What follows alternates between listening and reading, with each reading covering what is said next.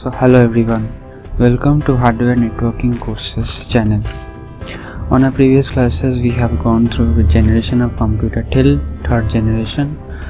So let's continue with for today's topic.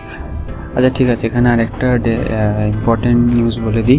Previous ক্লাসে যে ভিডিওটা আমি আপলোড করেছিলাম সেটা হয়তো ডিলিট হতে পারে, কেন ভিডিও এডিটিংয়ের একটুখানি প্রবলেম হয়েছিল বলে, তাই জন্য ভিডিওটা ডিলিট হতে পারে, কিন্তু পরবর্তী ভিডিওটা আপলোড হয়ে যাবে।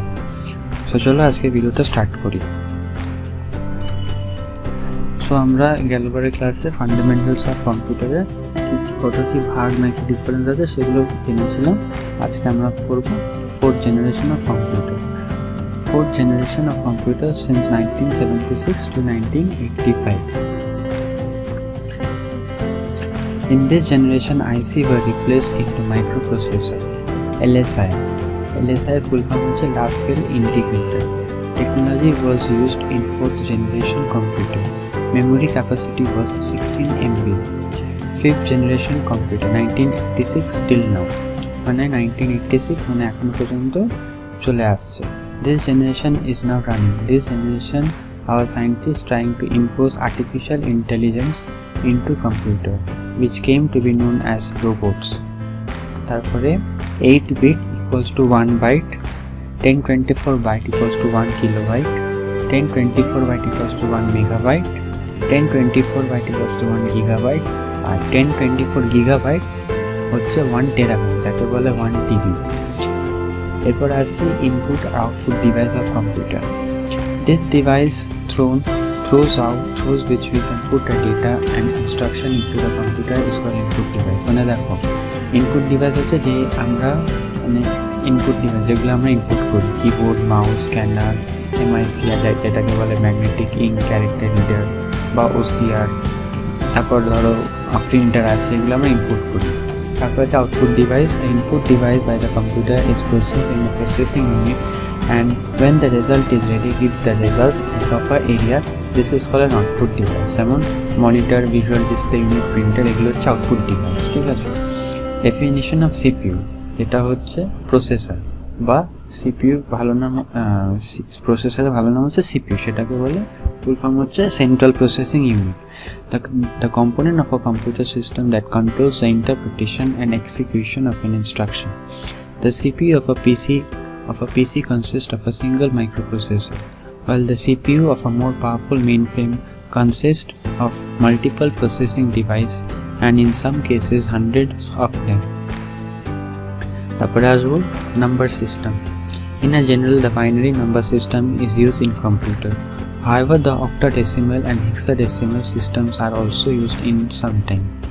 এটা হচ্ছে কম্পিউটারের নাম্বার সিস্টেম। যেমন আমরা ধরো ম্যাক্সিডেসিমাল, হেক্সাডেসিমাল, তারপরে অক্টা, এগুলো করেছি, এগুলো হচ্ছে নাম্বার কম্পিউটার সিস্টেম। যেমন ধরো binary number base 2 digit used as 0 1।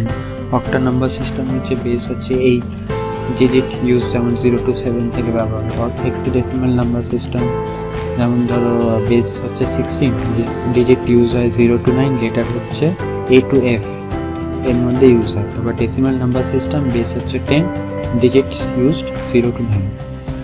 Memory of computer, the data of instruction that are entered into the computer has to be stored inside it before the actual data process takes the place. Similarly, the final result produced the computer also has to store before they are passed to the output unit. মানে দেখো, the data and the instruction that are entered into the computer to be stored.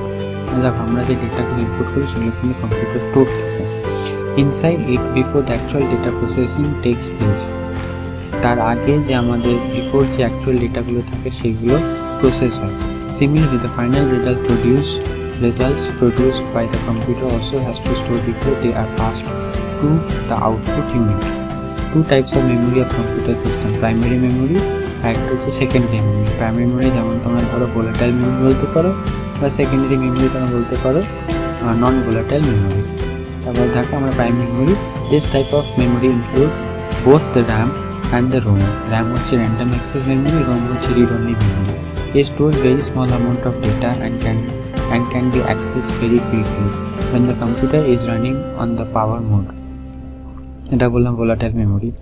তারপর secondary memory is an external and permanent memory that is useful to store the external storage media such as floppy disks, magnetic tapes and etc.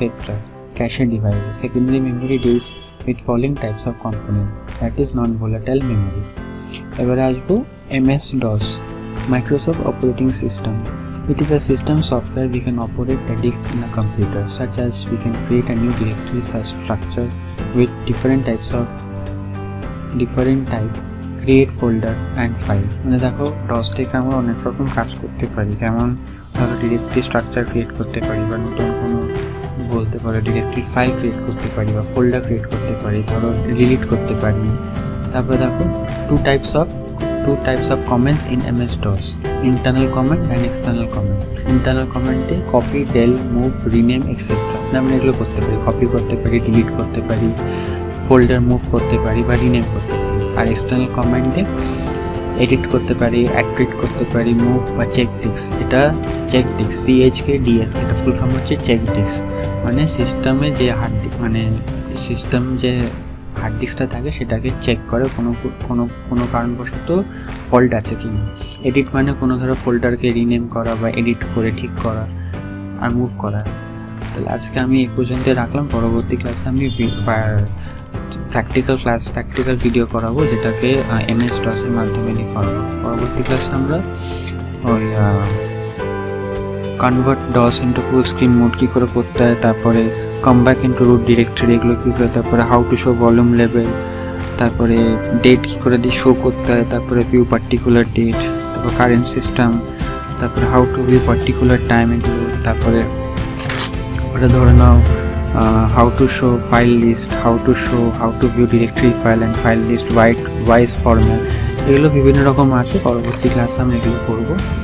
আর আজকের জন্য এই পর্যন্তই থাক। আর আমার যে আগের video সেটা কিন্তু ডিলিট হবে, আবার পরবর্তী কিছুদিন মধ্যে ওটা আপলোড হয়ে যাবে, সেটা তোমরা জানতে পেরে যাবে। So still then stay tuned, subscribe to my channel for more new awesome videos. Jai Hind, Vande Mataram, thank you.